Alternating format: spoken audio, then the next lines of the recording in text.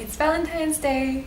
Some people might expect that if they pay for the fancy dinner, the shiny gifts, and the expensive hotel, that the partner will finally agree to doing that one special thing that they previously said no to.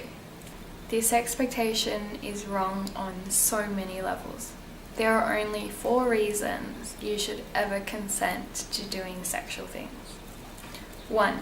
You genuinely want to, your partner genuinely wants to, and it's for mutual pleasure. You are both excited about every activity you engage in. You want to do it and it feels good. Or 2, you are a sex worker and you are consenting to certain sexual activities in exchange for money, but this is agreed upon beforehand. Or 3, you're having sex because you want to for procreation reasons. Or 4, you are in a mutually beneficial arrangement and you've both agreed to the rules. You know that if they stop giving you money, you'll stop consenting to sex and the relationship will end. And they know that if you stop consenting to sex, they will stop giving you money and the relationship will end. Consenting to sexual activities that you feel uncomfortable with just to please your partner is not on this list. Neither is consenting because you feel guilty or because you feel like your partner will get upset or angry if you don't consent. Neither is consenting because you feel like you owe it to your partner or that you led them on or just because they paid for the fancy dinner. Here's the thing. People go on dates for all sorts of different reasons, with all sorts of different payment arrangements. And one person might very well consent to sex and a date, specifically in exchange for an expensive piece of jewelry. However, this would be agreed upon beforehand. It would be an exchange. Let's look at other payment arrangements. There's actually a website that was specifically made for buying and selling first dates. Wealthy members bid on dates with attractive members. They agree on a price and they go on a first date where there is strictly nothing sexual. The wealthy member pays a set price to the attractive member specifically in exchange for that date. The attractive member gives them their attention for the length of the date, but there is strictly nothing sexual involved. On the non-sexual and non-romantic side, there's even a website that's dedicated to renting a friend.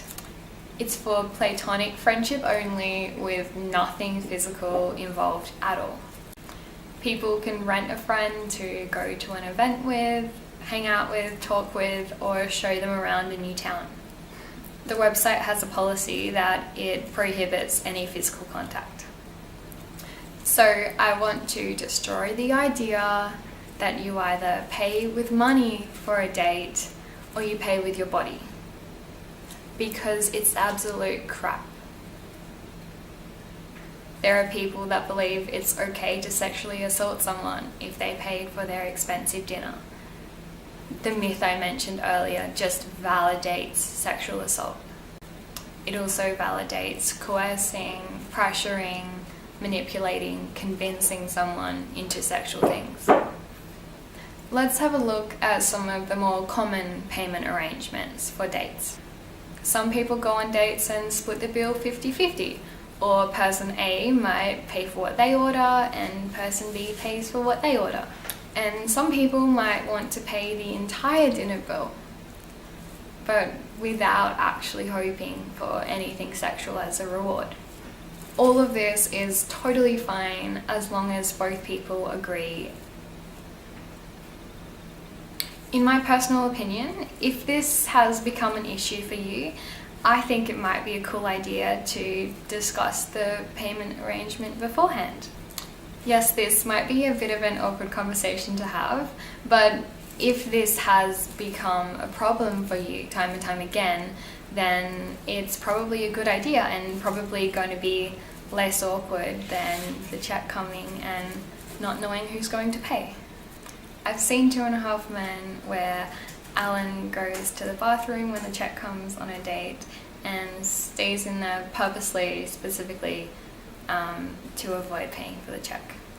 This is comical on a TV show, The awkwardness of not knowing who's going to pay is just that, awkward. It can be annoying if the person paying the entire bill was expecting their partner to pay half. That's why I think that if this has become a problem for you time and time again, then it's a cool idea to sort it out beforehand.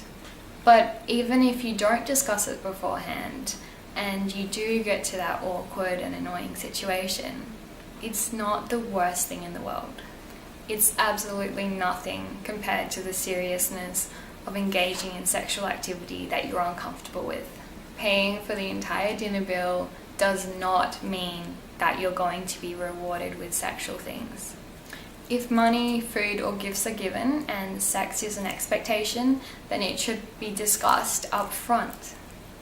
Don't pay for the dinner, the gifts, the hotel with the expectation that they're going to have sex, and then if they don't want to, get upset or angry. If you're doing these things in the hopes of getting sex, tell them up front. Literally say, I will only pay for these things if you agree to have sex with me. However, keep in mind that the rules of consent still apply and they can withdraw consent at any time, even if you've already paid for those things. So really, it is one of the worst ideas for an exchange ever, because there's no guarantee that your date will consent to having sex with you. Those things I just described are not money, they're experiences, which means that you can't get a refund for them, especially if you've already eaten the dinner. That's why those sorts of things should not be used for the exchange. If your date wanted to have sex in exchange for things, I'm sure they could make real money as an escort, or a happy ending massage therapist, or a webcam model.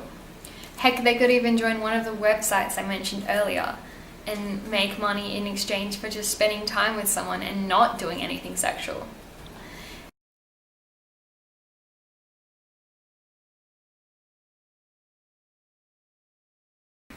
So if you're doing special things for your partner, specifically because you hope that that will make them consent to that little sexual thing, then just do yourself and your partner a favor. Just hire an escort specifically for that purpose instead.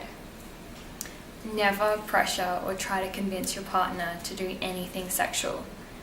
If they say no or they don't want to, just drop it. Hesitation means no. Maybe means no. If they say no once, do not ask them again or try to convince them. Just move on.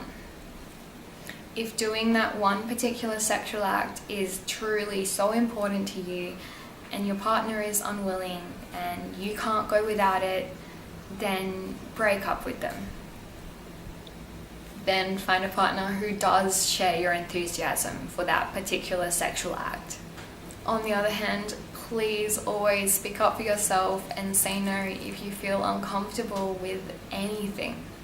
If your partner doesn't respect you, find someone else. Respect is one of the most basic requirements of a relationship.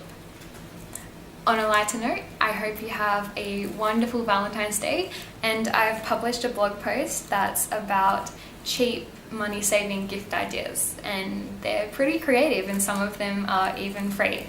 So I will link that below, or just go to my Instagram and click the link in my bio.